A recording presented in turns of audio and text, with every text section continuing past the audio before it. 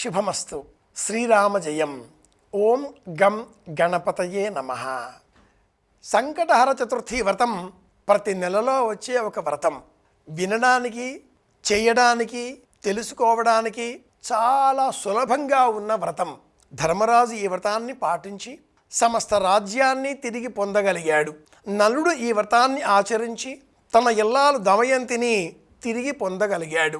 రాముడు ఈ వ్రతాన్ని ఆచరించి తన ఇల్లాలని మళ్ళీ తాను పక్కన కూర్చుండబెట్టుకొని రాజ్యపాలన చేసి ప్రజాక్షేమం సంకల్పంగా శ్రీరామరాజ్యం నిర్మించగలిగాడు.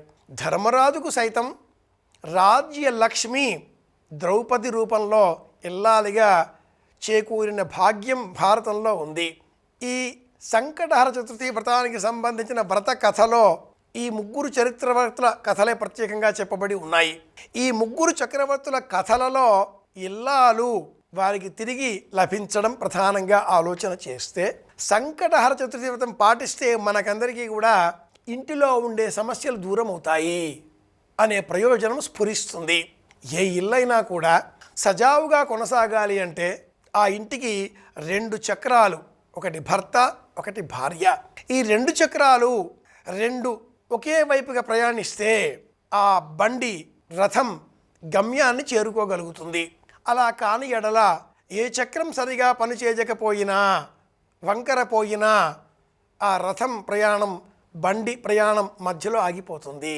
సంకటహర చతుర్థి వ్రతం అంటే పౌర్ణిమ వెళ్ళిన తర్వాత వచ్చే తదితో కూడిన చవితి సాయంత్రం వరకు ఉపవాస వ్రతం పాటించి సాయంత్రం సమయంలో స్నానాదిగాదులు పూర్తి చేసుకుని ఇంట్లో ఉత్తర దిగ్భాగంలో మంటపం చేసి ఎరుపు రంగు వస్త్రం పరచి ఆ వస్త్రం పైన గోధుమలు లేక జొన్నలు రాశిగా పోసి ఆ పైన రాగి చెంబు ఉంచి ఆ రాగి చెంబులో నీరు పోసిన ఆ రాగి చెంబు పైన మరి ఒక రాగి పాత్ర మూతగా పెట్టి ఆ మూతలో పసుపు ముద్ద కానీ, రాగి లోహంతో చేసిన గణపతి ప్రతిమ కానీ, లేక జిల్లేడు చెట్టు కాండముతో చేసిన అర్క గణపతి ప్రతిమ కానీ, లేదా ఇంట్లో ఉండే ఏదైనా ప్రతిమ కానీ, చిత్రపటం కానీ ఉంచి యథాశక్తి పూజ చేసి నువ్వులు బెల్లం ఉండలు 10 నివేదనగా అర్పించి 10 సంఖ్య మాత్రమే అర్పించి చంద్ర దర్శనం కోసం బయటకు వెళ్ళి చంద్రుడికి ప్రీతికరంగా 3 సార్లు అరచేతిలో నీరు తీసుకుని చంద్రార్ఘ్యం విడిచిపెట్టి తిరిగి లోనికి వచ్చి నివేదన చేసిన ఆ 10 5 మనము తిని 5 అందరికీ పంచిపెట్టడమే సంకటహర చతుర్థి వ్రతం.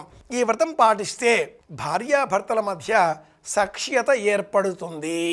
భార్య ఇల్లాలు శక్తి, భర్త పురుషుడు ఆ శక్తిని వినియోగించి సమర్థవంతంగా ప్రతి కార్యాన్ని చక్కబెట్టుకునేటటువంటి ప్రయత్న రూపం. దానికే పురుషకారము అంటుంది శాస్త్రం. పురుష ప్రయత్నం, ప్రయత్న కార్యరూపం. శక్తి మహిళ, ఇంటిలో ఉండేటటువంటి యువతి. ఇరువురి ఐక్యత కారణంగానే కుటుంబం ముందుకు కొనసాగుతుంది, విజయం సాధించగలుగుతుంది. ఈ నేపథ్యంలో ఇంట్లో ఉండే గొడవలు తొలగిపోవడం కోసం భార్యాభర్త సఖ్యంగా ఒకే మాటగా పిల్లలు, పెద్దలు అందరూ ఇంటిల్లిపాది కలిపి ఒకే సమష్టి చైతన్యంతో ముందుకు కొనసాగాలి అంటే సంకటహర చతుర్థి వ్రతం మాత్రమే సులభమైన తరుణోపాయం. వ్రతం చేద్దాం, అందరి క్షేమాన్ని కోరుదాం. మళ్ళీ కలుసుకుందాం. శ్రీరామ జయం. ఓం గ్లౌం గం గణపతయే నమః.